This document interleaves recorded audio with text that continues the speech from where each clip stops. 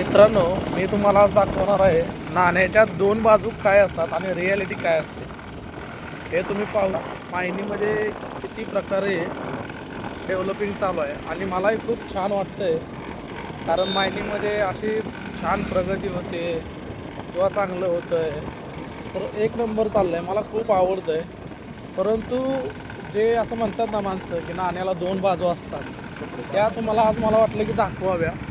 तर हे तुम्ही आधी मायनीचं असं सौंदर्य रूप आहे ते आंबेडकर चौक,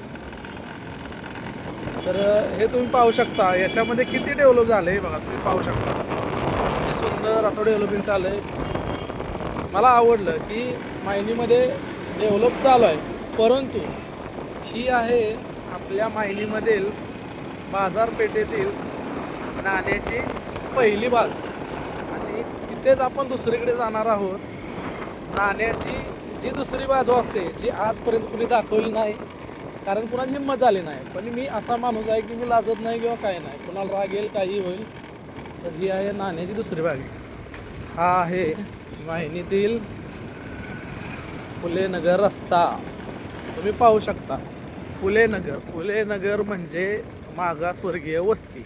इथं तुम्ही पाहू शकता. आता गावाचा विकास तर बघितला, तर लागलीच हे तुम्ही पाहू शकता फुलेनगरची अवस्था काय चालली आहे बघा. इथे जर इमर्जन्सी काय झालं काय, तर तुम्ही पाहू शकता हा रस्ता कसा आहे. आणि पाहू शकता तुम्ही प्रगती कुठं, आणि ही पाहू शकता ही फुलेनगरची परिस्थिती काय चाललेली आहे.